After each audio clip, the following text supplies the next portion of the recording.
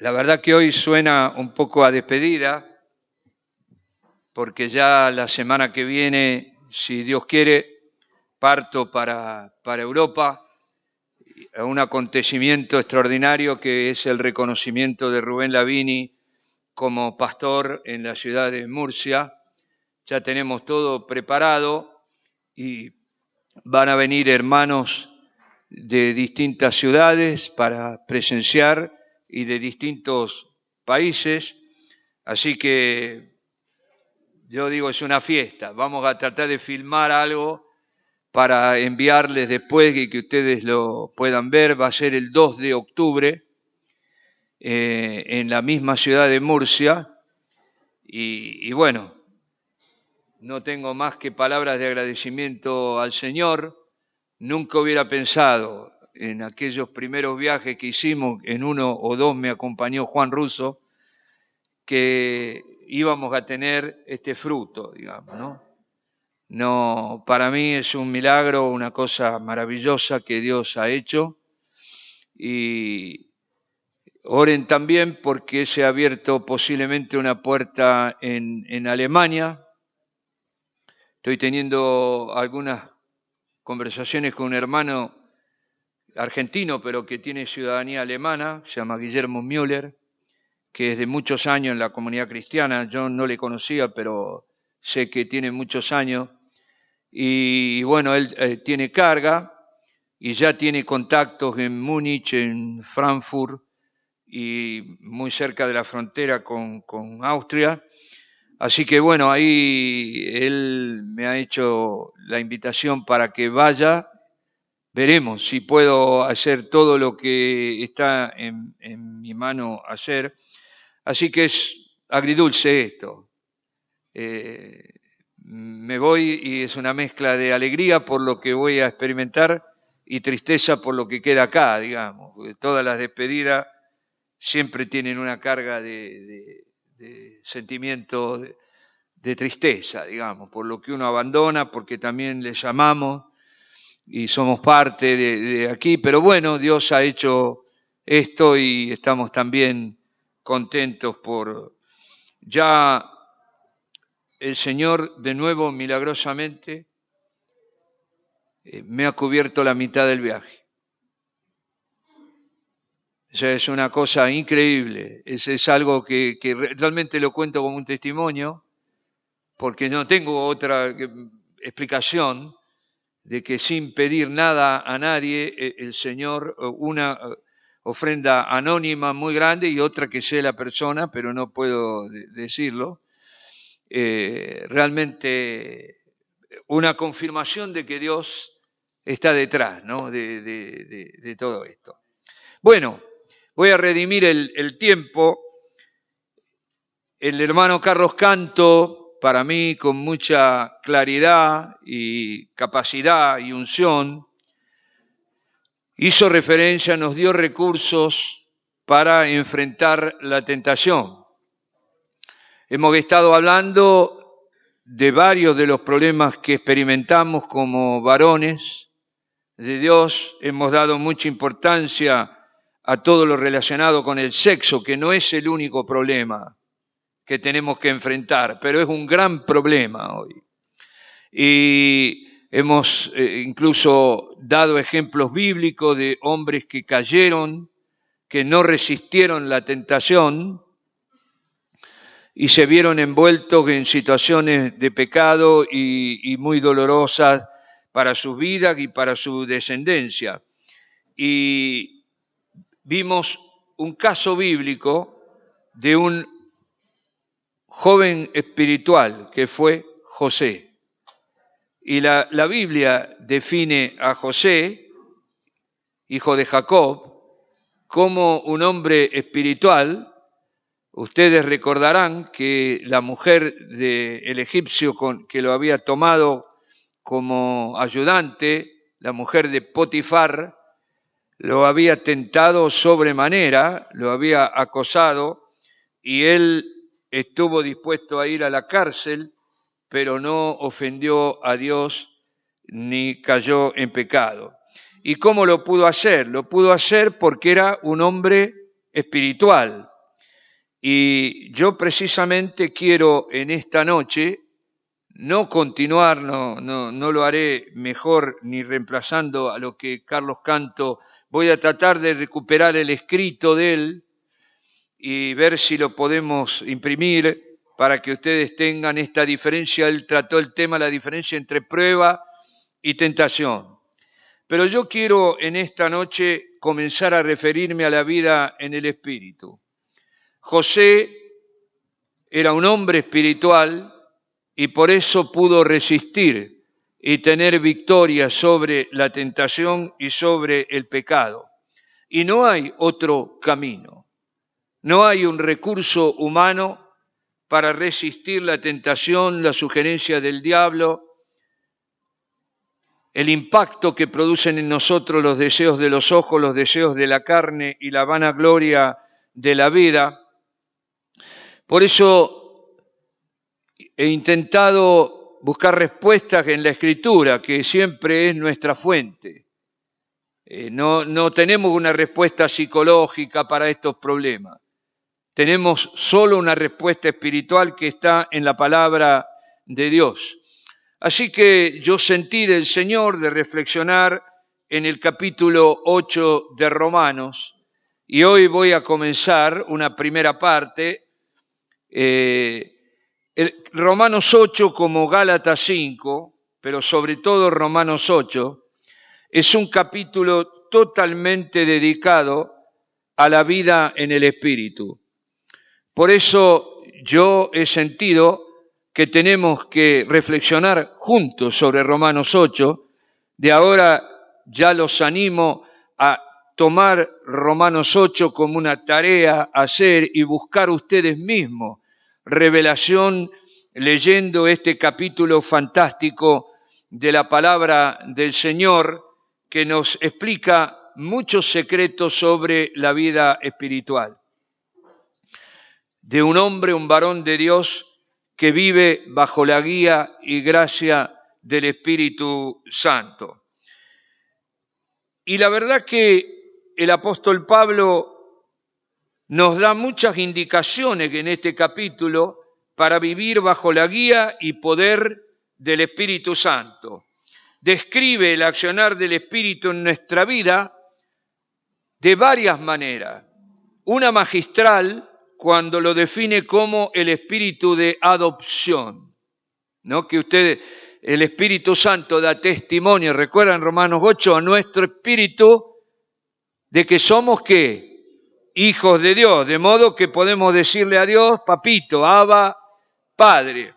Luego lo define como aquel que nos ayuda en nuestra debilidad, de modo que con su ayuda e intercesión, en lo que yo recibí por inspiración, podemos con su ayuda, intercesión y guía tener una vida espiritual victoriosa y cumplir los mandamientos, la voluntad del Señor en nuestra vida. Con su guía, poder y gracia, como el mismo capítulo 8 lo dice, da una lista de todos los problemas que enfrentamos en la vida y triunfalmente aquel que vive en el Espíritu dice, somos más que vencedores.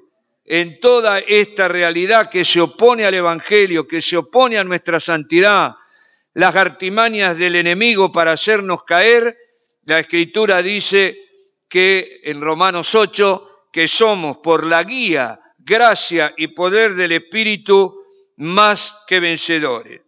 Yo les animo a leer un párrafo solo, yo se los voy a leer, no lo busquen, de Romanos 8 al comienzo.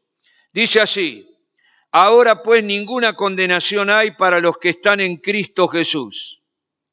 Y aquí comienza a describir, los que no andan conforme a la carne, sino conforme al Espíritu.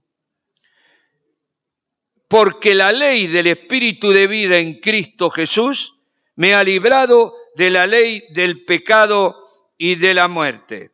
Porque lo que era imposible para la ley, por cuanto yo era débil por la carne, Dios, enviando a su Hijo en semejanza de carne de pecado y a causa del pecado, condenó al pecado en la carne para que la justicia de la ley se cumpliese en nosotros, que no otra vez, que no andamos conforme a la carne, sino conforme al Espíritu. Porque los que son de la carne piensan en las cosas de la carne.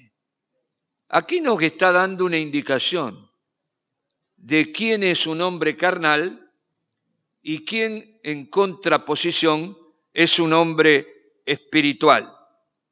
Los que son de la carne piensan en las cosas de la carne, pero al contrario, los que son del Espíritu piensan en las cosas del Espíritu. Y luego agrega, porque el ocuparse de la carne es muerte, pero el ocuparse del Espíritu es vida y paz. Por cuanto los designios de la carne, algunos podrían interpretar esto la mente carnal, ¿no? Los designios de la carne son enemistad contra Dios, porque no se sujetan a la ley de Dios, ni tampoco pueden. Esto es muy importante de entender, que no tenemos capacidad humana para movernos en el plano espiritual sin la gracia, la guía y la ayuda del Espíritu Santo. Por eso el apóstol Pablo en Filipenses dice, todo lo que era para mí ganancia, y él tenía muchas cosas, hablaba como 3 o 4 idiomas, fariseo de fariseo, experto en la ley, criado a los pies de Gamaliel, un gran rabino de su época, era un pozo de sabiduría Pablo, pero dice, todo eso que yo sabía, para mí es basura, lo tengo por basura porque sé que no hay capacidad humana para vivir la vida cristiana, ni aunque yo me lo proponga. Y aunque practique, me dé latigazo como se daban los monjes para vencer el pecado, eso no nos ayuda en nada, después lo voy a explicar un poco mejor. Mas ustedes no viven según la carne. Acá está dando un camino, ¿no es cierto? Sino según el Espíritu, si es que el Espíritu de Dios mora en ustedes. Y miren lo que dice después. Y si alguno no tiene el Espíritu de Cristo, no es de Él. La verdad que acá podríamos pararnos, ¿no? La importancia, uno a veces cree, no, bueno, yo soy cristiano porque me bautizaron, porque me predicaron y yo me arrepentí. Sí, todo eso es parte del proceso de salvación. Pero en realidad la única garantía, el sello de nuestra salvación es el testimonio del Espíritu morando en nuestro corazón. Por eso Pablo dice tan claramente acá, si alguno no tiene el Espíritu de Cristo, no es de Él. Y por más que queramos disfrazarnos de cristianos, nunca alcanzaremos la medida de la estatura de la plenitud de Cristo, que es el desafío que nosotros tenemos. ¿Ok? ¿Está claro esto? Entonces tenemos que ser hombres espirituales. Y para ser un hombre espiritual, yo debo establecer una relación con la persona del Espíritu Santo, oír su mandato claro, su guía y añadir a la fe la obediencia a todas aquellas indicaciones que el Espíritu me dé. Y avanzo para explicarlo un poco mejor. Yo voy a volver sobre este tema, quizás se los entregue de algún modo escrito en algún momento, o lo voy a subir a internet para que ustedes, yo no tengo tiempo esta noche de tomar todo Romano Gocho, porque es para quedarnos una semana, sino este párrafo que mencioné, que no voy a agotar. Pero es muy importante que ustedes se den cuenta de nuestra necesidad primaria del Espíritu Santo. Y que no te sirve la relación del Espíritu de tu pastor, que tiene tu pastor con el Espíritu, o tu coyuntura. A ti no te sirve para nada. cada uno de nosotros debe establecer, desarrollar, perfeccionar su propia relación con la persona del Espíritu Santo, porque de él mana la vida. El Espíritu Santo es el ejecutivo, el vicario de Cristo en la tierra, el que ejecuta la voluntad del Padre y del Hijo, porque el Padre y el Hijo, ¿dónde están ahora? En el santuario celestial. El que actúa en el mundo y ha sido comisionado y enviado para eso es el Espíritu de Cristo. Ahora, avanzo. El capítulo 8 comienza en el versículo 2 con un cántico triunfal que ya leí. La ley del Espíritu de vida me ha librado de la ley del pecado y de la muerte. Yo creo que Oscar Chamorro alguna vez habló sobre Romanos 7 o la ley del pecado. Yo no estuve, pero alguien me dijo. ¿Por qué lo menciono? Porque no podemos entender el capítulo 8 de Romanos si no entendemos, aún partiendo del capítulo 6, pero sobre todo el capítulo 7. Porque en el capítulo 7 de Romanos, el apóstol Pablo, como lo hace también en la carta a los Gálatas, muestra esta lucha, el conflicto básico de la vida cristiana, la lucha entre la carne y el espíritu. Y fíjense lo que él dice en Romanos 7, del 18 al 24, yo lo corté, no, ustedes lo pueden leer, corté solo una parte, voy a leer, y yo sé que en mí, dice Pablo, esto es en mi carne, no mora el bien, porque el querer el bien está en mí, pero no el hacerlo. Porque no hago el bien que quiero, sino el mal que no quiero, eso hago. Y si hago lo que no quiero, ya no lo hago yo, sino el pecado que mora en mí. Así que queriendo yo hacer el bien, hallo esta ley, que el mal está en mí.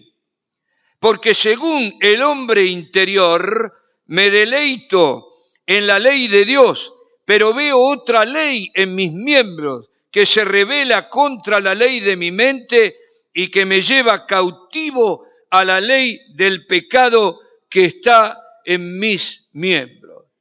Y creo que todos nosotros, acá hay diferentes, no se ponen de acuerdo los intérpretes de la Escritura si Pablo está hablando de sí mismo. A mí no me interesa, pero creo que en estas palabras todos nos sentimos identificados con esta lucha interior que siempre tenemos ante cada decisión de reaccionar en la carne o seguir la guía del Espíritu Santo. Y miren qué claro lo tenía Pablo, que termina de una manera impresionante el capítulo 7, que en la carta a los romanos no estaba dividido. Los capítulos y versículos los metimos nosotros para poder ubicar, pero no se puede entender Romanos 8 si no se lee Romanos 7. Y termina Romanos 7 diciendo, ante esta realidad del conflicto básico de la vida cristiana entre la carne y el espíritu, que también lo explica en Gálatas, no tengo tiempo de añadir eso, él dice, miserable de mí, ¿quién me librará de este cuerpo de muerte? Y saben, está hablando de su propia carne, de su propio cuerpo, que es donde está encerrado nuestro espíritu y nuestra alma, pero también hace referencia a un castigo romano para los asesinos. Y si alguien cometía un asesinato y lo encontraban, le ataban el cadáver de la persona que él había asesinado de un modo que él no podía liberarse de ese cadáver que se iba a corromper. Ahora imagínense, qué figura esta, ¿no? Que Pablo emplea para hablar de nuestra lucha contra el pecado que nos asedia. Entonces, tenemos que meditar en esto, porque acá la Escritura, Romanos, nos habla de dos leyes. Una, la ley del pecado y de la muerte, capítulo 7, Y el capítulo 8, Pablo triunfalmente, porque fíjense, terminar diciendo ¿quién me librará? Si lo dejamos ahí, pero triunfalmente en el capítulo 8, versículo 2, él dice, doy gracias a Dios porque la ley del Espíritu de vida en Cristo Jesús me ha librado de la ley del pecado y de la muerte. Amén. Es posible la victoria. Damos gracias a Dios porque no nos ha dejado huérfanos y ha hecho morar su espíritu en nosotros. Un espíritu que está en, con y sobre nosotros y en toda circunstancia de nuestra vida. Por eso yo me detuve un poco a reflexionar en porque es clave el concepto de ley. ¿Qué entendemos por ley? Para poder saber, comprender la potencia que hay en el Espíritu Santo para hacernos vencer la naturaleza carnal, la tentación y poder vivir en santidad. Entonces, yo le doy a la palabra ley, o la veo bajo 3 aspectos que muy rápidamente voy a mencionar. El primero, que es el que todos entendemos inicialmente, una regla fija, una norma, regla, norma, disposición, precepto, orden, principio, edicto, mandamiento, legislación, son todos sinónimos. Reglamento, código, legalidad normativa, una norma dictada por una autoridad pública que a todos ordena, prohíbe o permite y a la cual todos deben obediencia, ¿no? Este es el concepto de ley de los abogados, digamos, ¿no es cierto? Que es el primero que nosotros, pero el concepto de ley es mucho más amplio. No me voy a detener tanto en el primero porque ese es obvio, pero también podemos concebir la ley como un principio de acción. Un principio de acción que capacita para que un fenómeno o permite o actúa para que un fenómeno se lleve adelante. Y este concepto de la ley como principio de acción se aplica en todas las ciencias naturales, en las leyes de la física y en las leyes de la química. Y yo doy un ejemplo obvio, que no hace falta mucha sabiduría para entenderlo, que está relacionado con la ley de gravitación universal, conocida también como ley de Newton, ¿no? ¿Recuerdan que dicen que a Newton se le cayó una manzana en la cabeza y ahí él formuló esta ley que por eso lleva su nombre? ¿Y qué dice esta ley? 2 cuerpos se atraen con fuerzas provenientes de la interacción gravitatoria entre ambos. Eso es entre la Luna y la Tierra, por ejemplo, o la Tierra y el Sol, cuyos módulos son proporcionales al producto de sus masas e inversamente proporcional al cuadrado de la distancia que los separa. Bueno, pero es bueno que lo explique de este modo, porque debido a la ley de gravedad, todo cuerpo que está pendiente sobre la Tierra, sostenido por un apéndice, como estos calefactores o los ventiladores que tenemos aquí, tienen lo que se llama energía potencial gravitatoria. Si yo le quito el soporte y no lo sostengo, ¿qué va a pasar? Va a caer. Porque ¿qué hay ahí? Hay energía. Y si ese ventilador, o si fuera una máquina, cae sobre un pedal, va a transformar la energía gravitatoria en energía cinética, va a producir un movimiento, ¿no? Es así. y eso se usa para muchas herramientas. Entonces, es un principio que nos permite tener la energía para desarrollar un proceso. Ese es el concepto que tenemos que darle también a la palabra ley en Romanos 8 y en Romanos 7. Y a ver si lo encuentro. Es la primera vez que estoy predicando con esto. No me he vuelto tecnológico, pero como no puedo llevar en la valija la carpeta en italiano, porque yo en italiano necesito leer mucho, iba con un montón de carpetas, que yo lo metí todo acá, así que, y hoy estoy practicando con ustedes, pobrecito. Bueno, ahora, si yo me ubico en el concepto de ley, hablando del espíritu de vida, digo que el Espíritu Santo nos capacita para vivir en santidad, de modo que podamos cumplir los mandamientos del Señor, nos otorga el poder para hacer morir las obras de la carne. Y esta obra fue anunciada por el profeta Ezequiel. Ezequiel 36, 26 y 27. Os daré corazón nuevo, pondré espíritu nuevo dentro de ustedes, quitaré de vuestra carne el corazón de piedra y les daré un corazón de carne.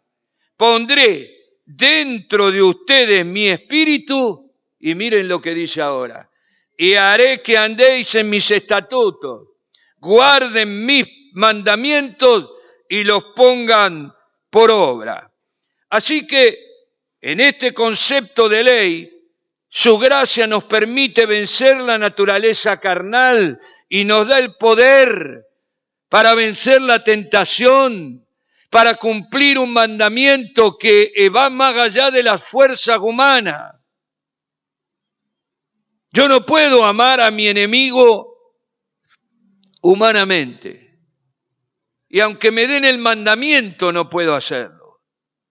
Y puedo fingir alguna cosa, pero no puedo provocar algo que solo puede provenir del corazón de Dios y que es transmitido, infundido en nuestros corazones por el Espíritu de Cristo que mora en nosotros. Es el vencimiento de nosotros mismos, el poder de hacer morir por el Espíritu las obras de la carne. Esto es la ley del Espíritu de vida que nos libra de la ley del pecado y de la muerte. Y Pablo lo dice en la segunda carta a Timoteo, le dice, porque no nos ha dado Dios espíritu de cobardía, sino de poder, de amor y de dominio propio. Y aquí, en italiano, en vez de dominio propio, dice autocontrol. Es lo mismo, pero me gusta, es lo mismo, pero entiendo mejor autocontrol, ¿no? Porque esta gracia del Espíritu controla tus pasiones, los deseos de los ojos de la carne, la vanagloria de la vida, la controla y te permite a ti salir vencedor el día de la tentación. Así que, lo repito, el significado de principio de acción de la ley en Romanos 7 es una fuerza o influencia que me lleva cautivo al pecado. Pero la ley del Espíritu de vida en Cristo Jesús es un principio de acción por medio del cual el Espíritu funciona como dador de vida y otorga la capacidad de cumplir la ley, como ya dijimos, y realizar la voluntad de Dios. Es una dinámica, un poder, una energía como es la gravedad. Por eso yo di la definición, que nos capacita para vencer la corrupción interna, produciendo en nosotros, infundiéndonos el fruto del Espíritu, que es el carácter de Cristo. amor, gozo, paz, benignidad, templanza, mansedumbre. Así era el Señor. Y yo no puedo alcanzar esas metas con mi esfuerzo personal. Deben ser infundidas por el Espíritu. Pero ¿a quién le será infundida? Al hombre espiritual. Al hombre espiritual. Ustedes me han escuchado a mí varias veces dar un ejemplo de la infusión, ¿no? De preparar un té o un mate cocido. Me han escuchado, no lo voy a repetir. Pero para que el té se disuelva en el agua tiene que estar hirviendo, ¿no? Sí, el café, la hierba, todo tiene. El tereré es puro jugo de limón o de naranja, pero de hierba debe tener muy poco, porque no. Entonces, en el freezer de una religiosidad sin relación con Dios, es imposible que el Espíritu Santo pueda transmitirnos su gracia y su poder. Bueno, Juan el Bautista, hablando de Cristo, dice, Él los bautizará con Espíritu Santo y fuego. Y el mención del fuego habla de la potencia purificadora que tiene el Espíritu Santo en nosotros para santificar nuestras vidas. Amén. Amén. Y Pablo, en la carta a los Filipenses, capítulo 2, versículo 13, ustedes pueden después buscarlo, dice, porque Dios es el que en ustedes produce, así el querer como el hacer, por su buena voluntad. ¿Y a qué se está refiriendo? Se está refiriendo a la obra del Espíritu Santo en nuestra vida. O, tomando Romanos 8, a la ley del Espíritu de vida en Cristo Jesús. Así que aquí usa el verbo, en este párrafo de Filipenses, usa el verbo griego energeo. Produce el querer o el hacer. El verbo energeo, que significa sacar energía, obtener energía, actuar, obrar, capacitar para hacer, refiriéndose al poder que nos otorga el Espíritu a fin de que podamos cumplir la voluntad de Dios y obedecer sus preceptos y sus mandamientos. Ahora fíjense, teniendo en cuenta la ley como principio de acción, estoy yendo muy rápido, y contrastándola con el sentido legalista, en el capítulo 3 de 2 Corintios, define el apóstol Pablo a los cristianos como cartas escritas por el Espíritu del Dios vivo, el Espíritu viviente, plasmadas en un corazón de carne, en un cuerpo de carne, y agrega que nos hizo ministros de un nuevo pacto, no de la letra que mata, porque la letra siempre mata, porque por la debilidad de la carne no podemos cumplir la ley, pero el Espíritu vivifica. Y este poder vivificante concibe, infunde, como dije antes, lo repito porque es importante, el carácter de Cristo. Por eso somos cartas vivientes. Y culmina en el versículo 18 diciendo que somos transformados de gloria en la misma imagen como por el Espíritu del Señor. Aleluya, aleluya. Y tuve un sentimiento de gozo cuando meditando en el versículo 2 de Romanos 8, pude percibir al Espíritu gritar dentro mío triunfalmente que la ley del Espíritu de vida en Cristo Jesús me ha librado de la ley del pecado y de la muerte. Amén. Amén, amén, amén.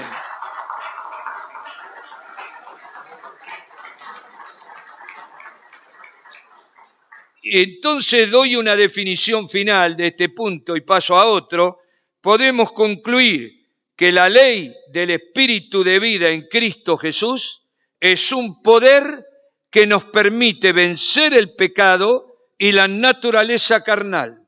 Gracia que nos transforma a la imagen de Jesús, infundiéndonos el carácter de Cristo por medio del fruto del Espíritu Santo. Bueno, pero está todo muy lindo. Pero ¿cómo va a ocurrir esto? Y aquí viene el tercer concepto de ley que yo quiero compartir con ustedes y que es de fundamental importancia para entender la guía del Espíritu Santo. Y nos abre el camino para conocer su persona, su accionar, y establece nuestra responsabilidad de dejarnos guiar por el Espíritu de Cristo que mora en nosotros. ¿Y cuál es este tercer significado que yo entiendo o concepto sobre la palabra ley? El concepto de ley puede ser también definido como el régimen del Espíritu, entendiendo por régimen el gobierno del Espíritu.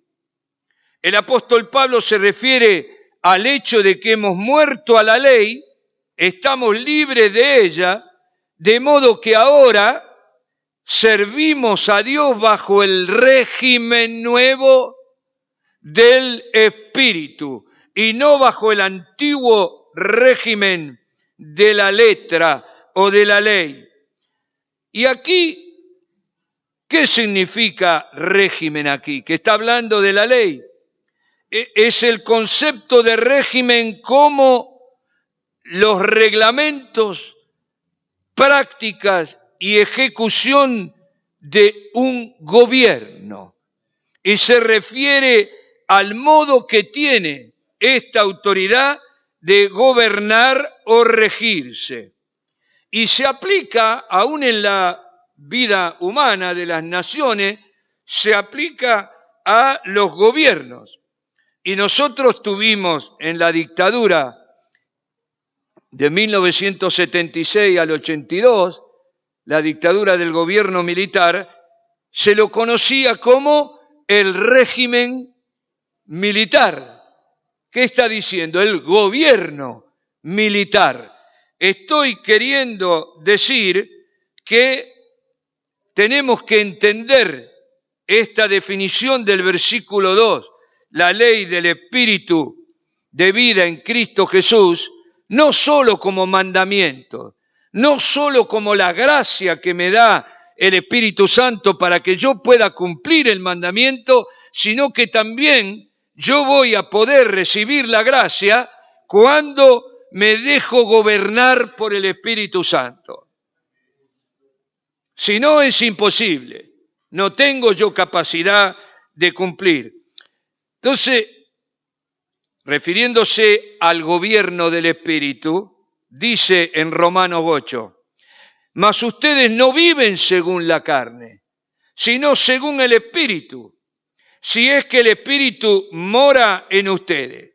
Así que, hermanos, dice más adelante, deudores somos, siempre Romanos 8, no a la carne, para que vivamos conforme a la carne, porque si viven conforme a la carne, morirán. Mas si por el Espíritu hacen morir las obras de la carne, vivirán, porque todos los que son guiados por el Espíritu de Dios, estos son hijos de Dios. Añade, primero son hijos los que tienen el Espíritu, y ahora la hace más grande todavía. Dice que no basta tener el Espíritu, que hay que ser guiados por el Espíritu. Por eso en Gálatas 5:25 dice lo mismo. Dice, si vivimos por el Espíritu, o si vivimos del Espíritu, andemos también en el Espíritu. Y yo siempre digo, para vivir del Espíritu solo hace falta la fe. Pero para andar hay que añadir a la fe la obediencia. Y ustedes me han escuchado, el verbo griego en el original traducido andar, andemo en el espíritu, era un verbo militar, que significaba andar en fila como soldado detrás de un conductor, de un teniente, de un capitán, de un jefe. Y es una figura perfecta del Espíritu Santo como el que ejecuta el señorío de Cristo. Es imposible vivir el señorío de Cristo sin la guía del Espíritu, porque nos estaríamos sometiendo a una ley imposible de cumplir. Porque imagínense en el Sermón del Monte, ¿no? Cuando Jesús dice, oyeron que fue dicho a los antiguos, no cometerás adulterio.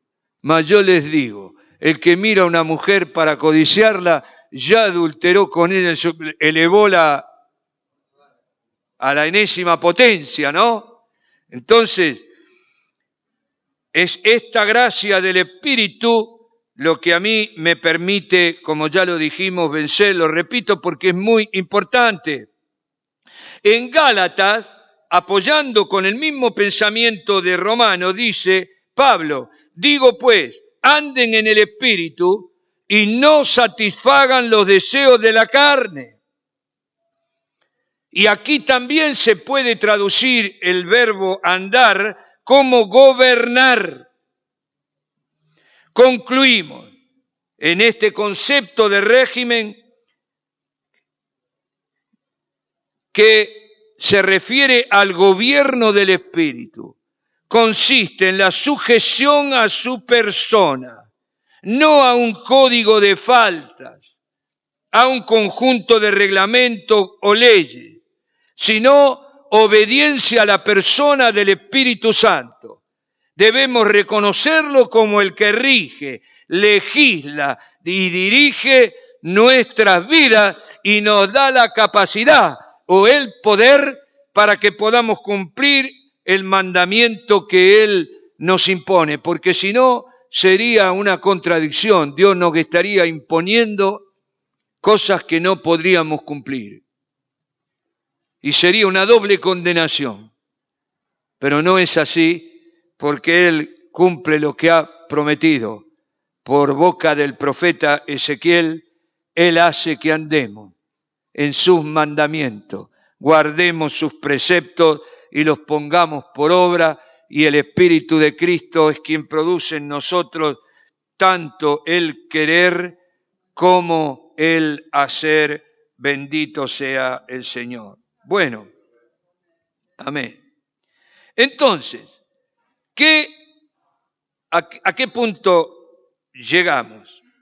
¿Cuál es el conflicto básico de la vida cristiana? Bueno, ya lo hemos dicho, es obvio. Es vivir en la carne o vivir en el Espíritu. Usando un sinónimo, andar en la carne o andar en el Espíritu.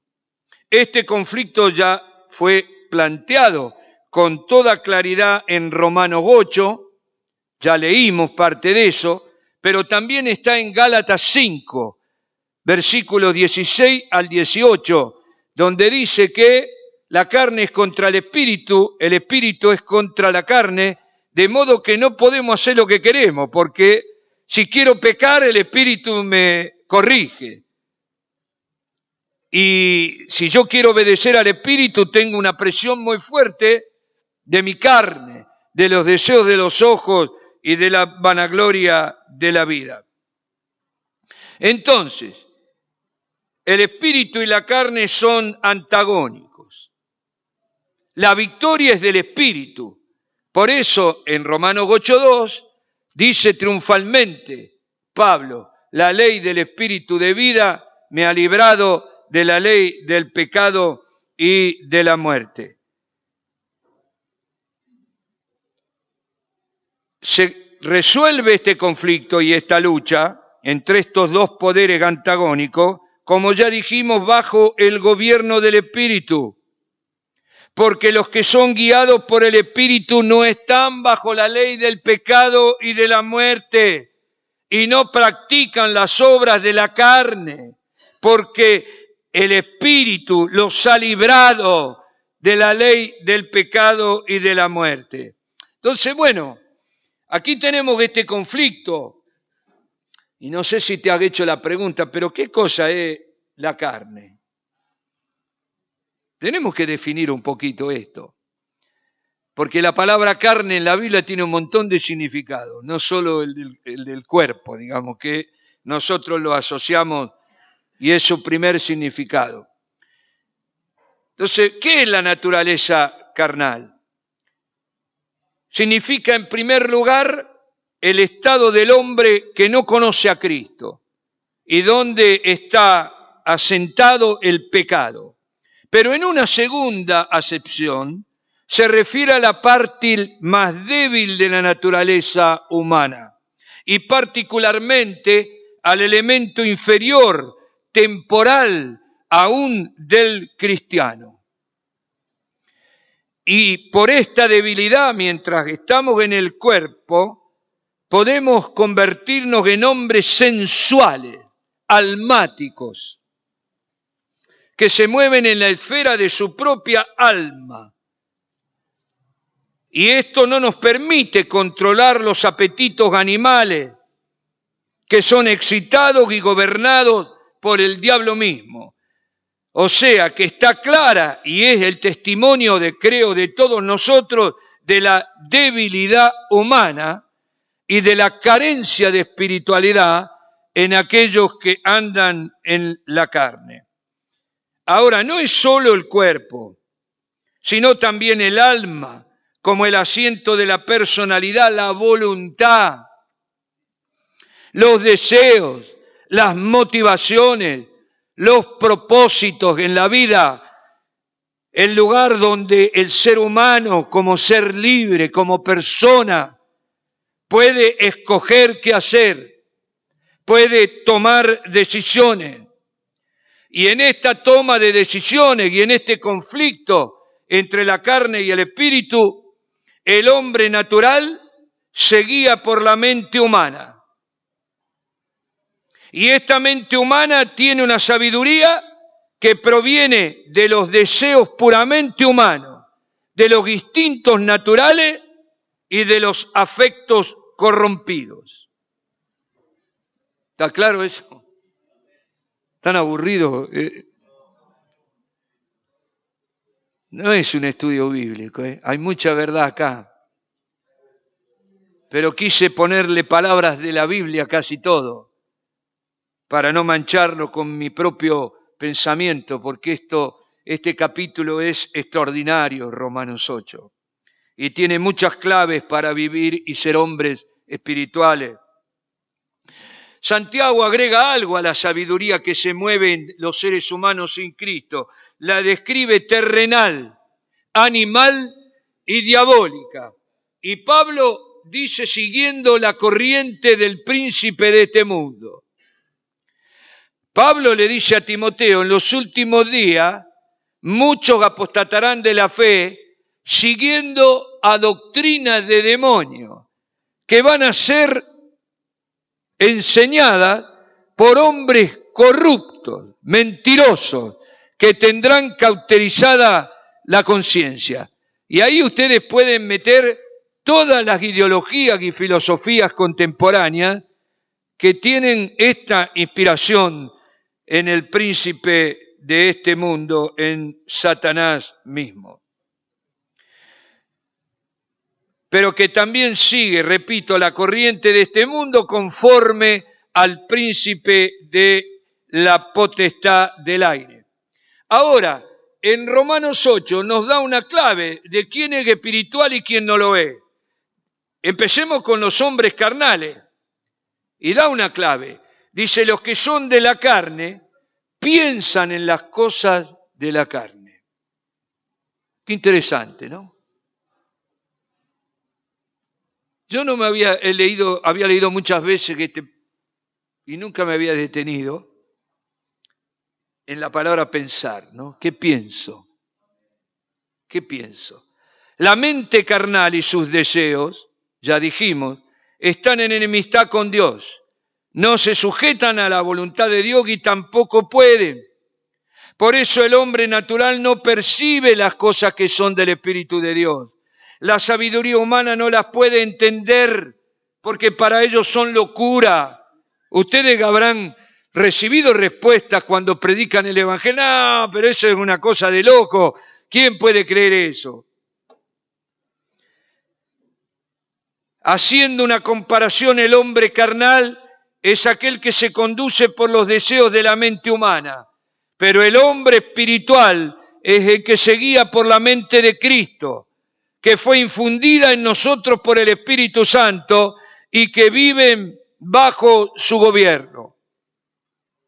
Y para profundizar un poquito, los que son de la carne están bajo el poder del principio carnal y rebelde. Siguen sus apetitos desordenados, deseos desordenados, los deseos de los ojos, de la carne, la vanagloria de la vida. Piensan solo en lo terrenal, en la vida presente, y viven solo para este mundo. Esto es muy importante, porque saben, se ha predicado mucho tiempo, hasta que el mundo entró en crisis, un evangelio para vivirlo en este mundo, para ser ricos, sanos, nunca sufrir. Una mentira, una ilusión, pero muy atrayente. Entonces esto es muy importante. ¿Estás instalado en este mundo?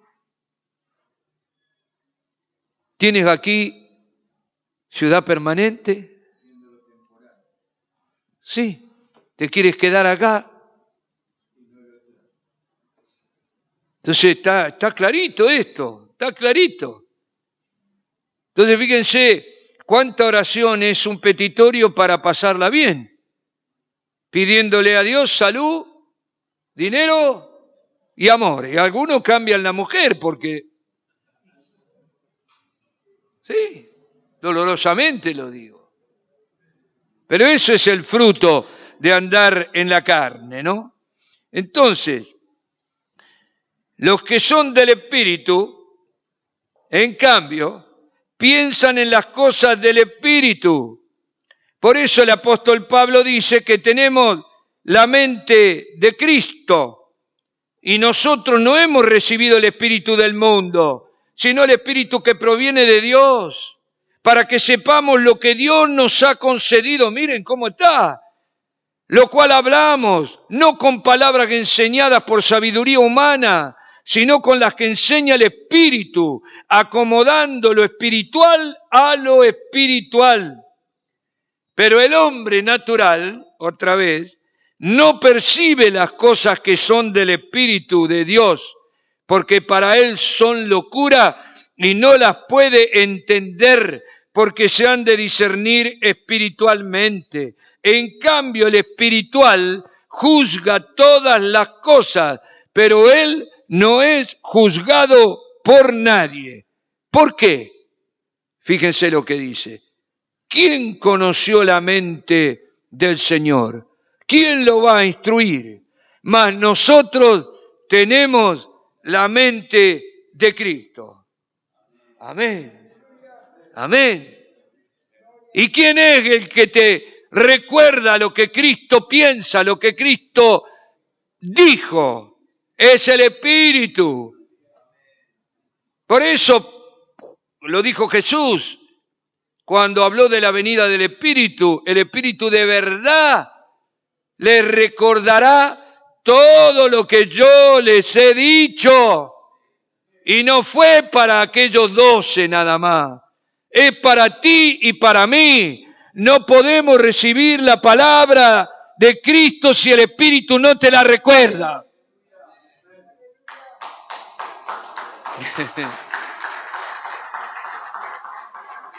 No es por el oír. Un loro me puede, o un grabador puede, pero eso no significa, es Dios cuando habla.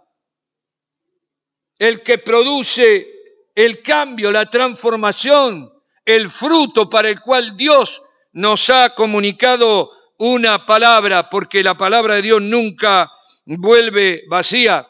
¿Y cómo sé que tengo la mente de Cristo? Qué preguntita, ¿no?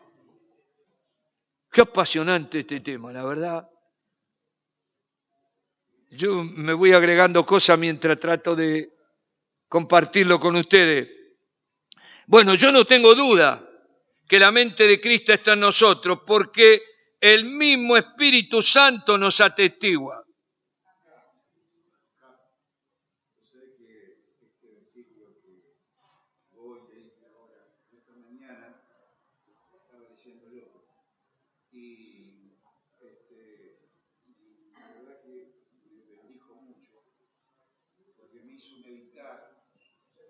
Vení acá, vení y decilo de acá porque...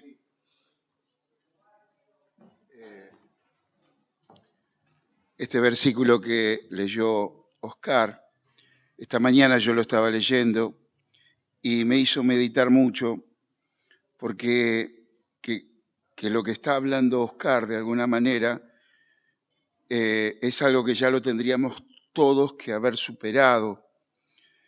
Y realmente el Señor quiere, dice, para que sepamos lo que Dios nos ha concedido.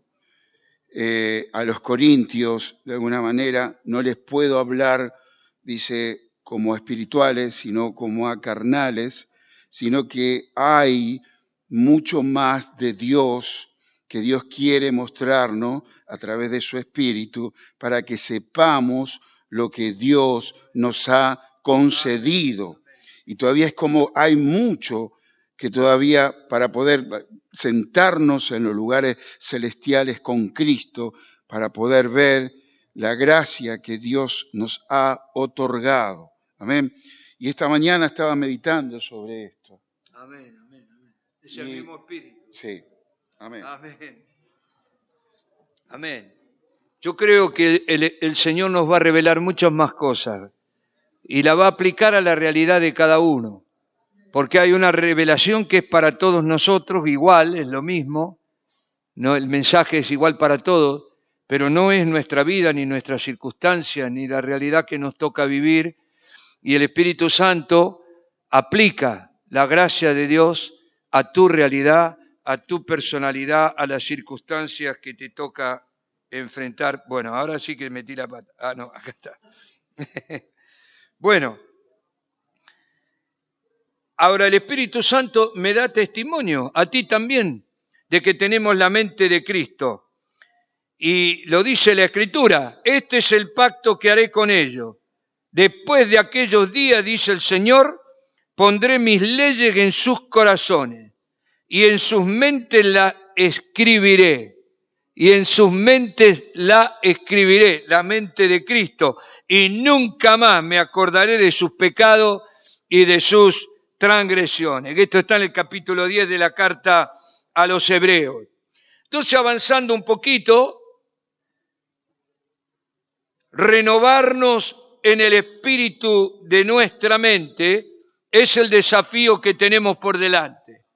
Yo tengo que renovar, cargar, resetear, no sé cómo decirlo, mi cerebro, mi mente, mis emociones y cambiar el disco y poner allí al Espíritu del Señor. Por eso en Efesios 4:23, Pablo nos exhorta a renovarnos en el espíritu de nuestra mente. Y claro, nosotros no vamos a tener una nueva vida en Cristo si no adquirimos una nueva mentalidad. Puesto que la conducta, las acciones, son la exteriorización de nuestras convicciones, de nuestro pensamiento. Por eso la batalla primero es acá y acá, ¿no? En nuestro ser interior. Esta nueva mentalidad, esta mente renovada por el Espíritu Santo puede captar las cosas que son de Dios y que el hombre natural no puede entender, como ya dijimos. Implica también, hay más cosas, pero lo dejo para que ustedes lo profundicen, o esto lo vamos a repetir porque las verdades no son tantas, ¿no? No hay, como decía Ivan Baker, no hay mucha novedad en el Evangelio, todo siempre hay que recordar las mismas verdades o profundizarlas. Pero hay un pensamiento que quiero comunicar, que es nuestro deber llevar cautivo todo pensamiento a la obediencia de Cristo Jesús. Y esta es una palabra que se da en lo personal, un desafío que cada uno tiene, pero también se da cuando predicamos el Evangelio para tomar control de los argumentos que van en contra del Evangelio. Y Pablo lo dice así en 2 Corintios, capítulo 3, creo. No, bueno, el capítulo me lo comí acá, búsquenlo después. Pero está en 2 Corintios. Pues aunque andamos en la carne, no militamos según la carne, no actuamos según la carne, porque las armas de nuestra milicia no son carnales, sino poderosas en Dios para la destrucción de fortaleza, derribando argumentos y toda altivez que se levanta contra el conocimiento de Dios y llevando cautivo todo pensamiento a la obediencia de Cristo Jesús. Así que aunque andamos según la carne, en nuestra debilidad, fragilidad, limitaciones, necesidades, aflicciones, pruebas, no procedemos o no deberíamos proceder según la carne. Y en este párrafo Pablo concibe la vida cristiana como una lucha y asegura que las armas de nuestro combate no son las del mundo, sino que están energizadas, poseen el poder divino para derribar fortaleza, para convencer. Muy bien, 2 Corintios 10, 5.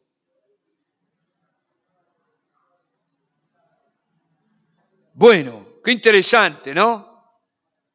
Y bueno, esto puede aplicarse, ya sea que yo esté argumentando con alguien que se opone al Evangelio. Yo me acuerdo cuando trabajaba en el laboratorio, una doctora en química que hacía control de calidad, yo fabricaba los medicamentos y después de terminada la producción tenía que llevarle la muestra para que yo... Y esta mujer era atea, hija de ateo, y tenía argumento, imagínense, universitaria, y sabía, bueno, yo había dado testimonio, así que y me paseaba de aquí para allá, porque para cada argumento hay otro contrario, ¿no? Y no era un combate que no tenía... Y en un momento yo como que me airé, no sé cómo decirlo, y le respondí algo así, no textual, pero le digo, esto no es un argumento, esto es palabra de Dios. Y dije algo, no recuerdo ahora lo que fue, y el impacto fue tremendo porque el Espíritu Santo había puesto unción en mi boca. No dependía de lo que dije, sino de quién estaba hablando. Y cuando yo hablaba, no había modo de convencerla. Pero cuando el Espíritu Santo tomó control y autoridad, derribó todo argumento que se levantaba contra el nombre de Cristo. Esta mujer se estaba por separar, vino después conmigo a la campaña de Anacondia y acá el Señor la tocó. No me la voy a olvidar más, un día que llovía, tenía un trajecito inmaculado y cayó arriba del barro tocada por el Espíritu, ¿no? Porque nadie puede resistir a Dios, nadie puede resistir la palabra de Dios, nadie la puede evitar, no hay escudo para la palabra de Dios porque es más penetrante que espada de doble filo. Amén. Pero pensando en mí mismo, ¿Qué fortaleza debe ser derribada en mí? El orgullo, la autosuficiencia carnal. Vieron, hay personas que lo saben todo, nadie le puede enseñar nada. Siempre tienen, no, sí, son ingenieros químicos, doctores en filosofía y letras, todo junto. Rebelde contra Dios y su palabra, contra el conocimiento de Dios. El orgullo humano es el que se presta a recibir argumentos, raciocinios, justificaciones contra, pero yo no puedo. ¿Vieron cuando Jesús le dice, los discípulos le dicen, mira la multitud, hace 3 días que no come, nos van a comer a nosotros? Despedilo y mandalo a su casa. Y Jesús le dice, ustedes le tienen que dar de comer. ¿Cómo? ¿Qué le vamos a dar? No tenemos nada. Está cerrado Changomaya. No entendían nada. No entendían nada. Entonces, pero ese es el pensamiento humano. ¿De dónde vamos a sacar? Eso es lo que me dice mi cerebro. ¿Qué milagro? ¿Quién va a hacer el milagro este? ¿Quién va a cambiar esta situación? ¿Quién va a intervenir? Y humanamente nadie puede intervenir. Pero Dios, soberano, es el que transforma y cambia y traslada los montes que tenemos delante y que parecen infranqueables, que nunca vamos a poder escalar y atravesar. Entonces, el Evangelio no puede ser presentado en una mesa de discusiones. No podemos presentarlo argumentando ahí a ver quién se convierte, quién se convence, sino mediante la proclama ungida por el Espíritu Santo, que es el único que puede derribar los argumentos y llevar cautivo todo pensamiento a la obediencia de Cristo Jesús. Amén. En Romanos 12, el apóstol Pablo habla de renovar nuestro entendimiento. Dice, así que hermanos, les ruego por la misericordia de Dios que presenten vuestra carne, vuestros cuerpos, en sacrificio vivo, santo, agradable a Dios, que es vuestro culto racional. No se conformen a este siglo, sino transfórmense por medio de la renovación de vuestro entendimiento para que comprueben cuál sea la buena voluntad de Dios, agradable y perfecta. Parecido a lo que entendiste, Oscar, en Corintios. Así que Pablo nos exhorta para ser hombres espirituales a renovar nuestro entendimiento, lo cual implica primero una consagración absoluta a Dios, semejante a un holocausto, no una mera actitud interna, sino también exterior, presentando nuestros cuerpos en sacrificio vivo.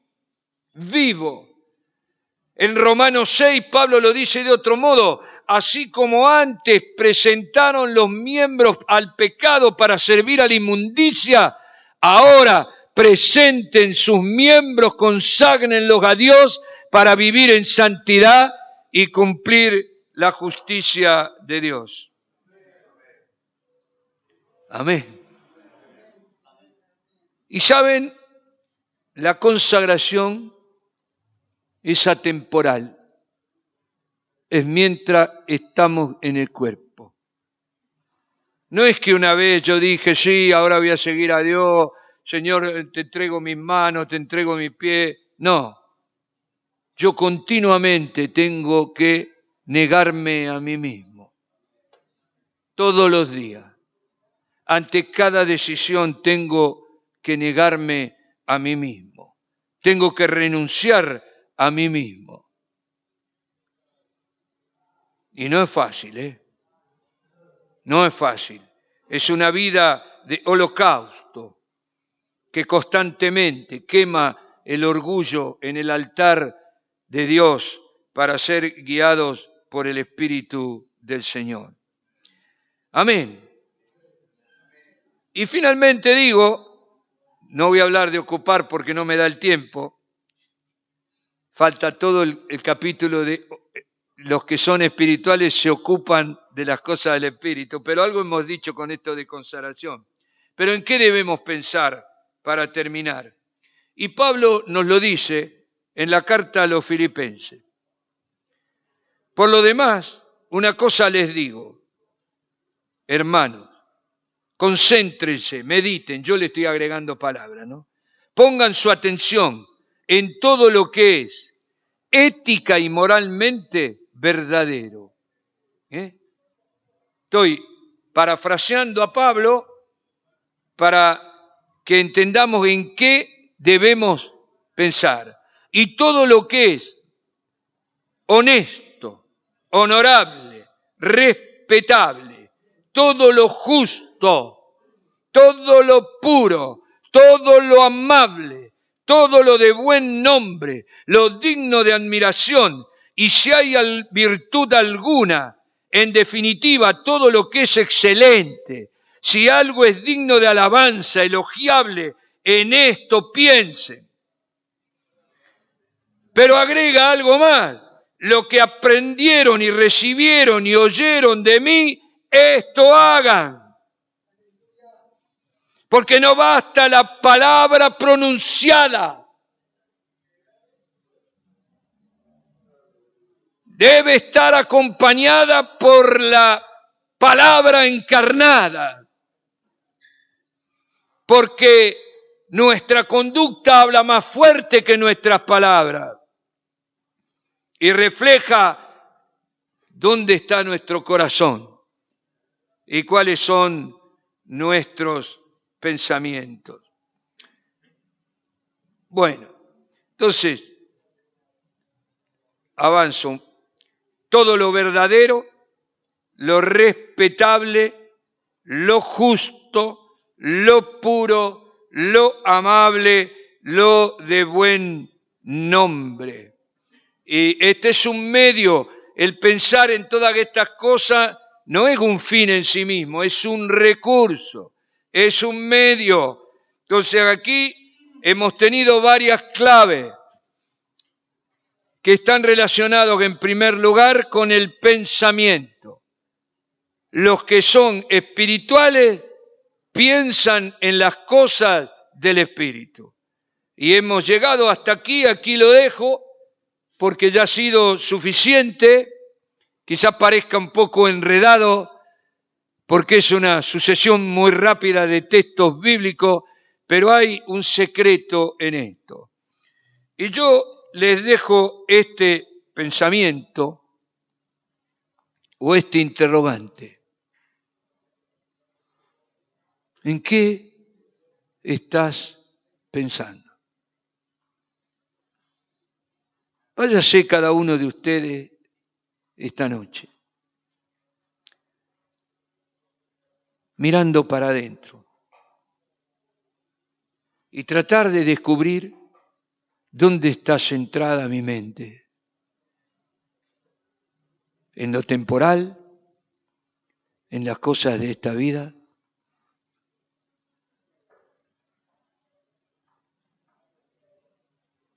Y nos tira, Yo diría que a veces nos atrapa más allá de nuestro deseo. Es difícil muchas veces un equilibrio entre el trabajo, la necesidad de ganarnos el pan, la familia, también el esparcimiento, el descanso, todas las cosas legítimas de la vida, porque al final lo que hay que consagrar es lo legítimo a Dios, ¿no? Y cuesta, no es fácil, no es fácil. Marta lleva la cuenta, mi esposa, que de 52 años de casado, debemos haber pasado 6 años separados. Nada más que nunca todos juntos, ¿no? Y no es lo que yo quería. La verdad mentiría si diría que yo contento No, sufrimiento, es consagración.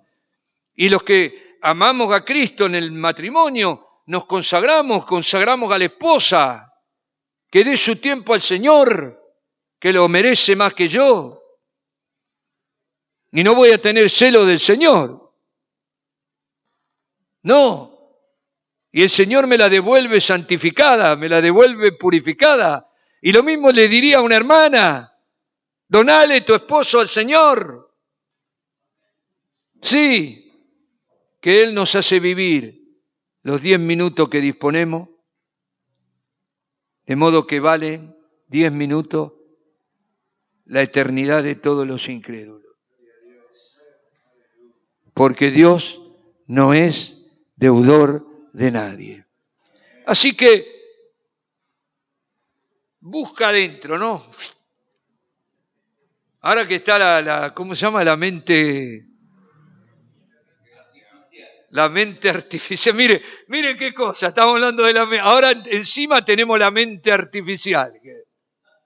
Ya teníamos problemas con la del diablo, con la nuestra. Ahora viene la mente artificial. Pero el que está con nosotros es más poderoso que los que están en contra. Sí, algo leí. Hay películas también que cuentan esto. Algún día vamos a ver un misil volando que lo tiró alguna computadora. No. Y me hace un favor porque me voy con el Señor. No me preocupa. Pero fíjense, vayan con este pensamiento y el desafío: tengo que renovar mi entendimiento. Tengo que dejar aflorar la mente de Cristo que el Espíritu Santo ha insertado en cada uno de nosotros. Y miren, haciendo esto, Romanos 8 termina de modo triunfal. Cuando dice, en todas estas cosas, y da una lista de todos los problemas que puedes tener en la vida y los que no tuviste todavía, da una lista impresionante. Hambre, desnudez, persecución, espada, ángeles, demonios, no se escapa ningún mal ahí, están todos juntos. Pero en esta cobertura del Espíritu, en esta gracia, en este poder de Dios que mora en tu vida, en todas estas cosas somos más que vencedores. Amén, bendito sea el Señor.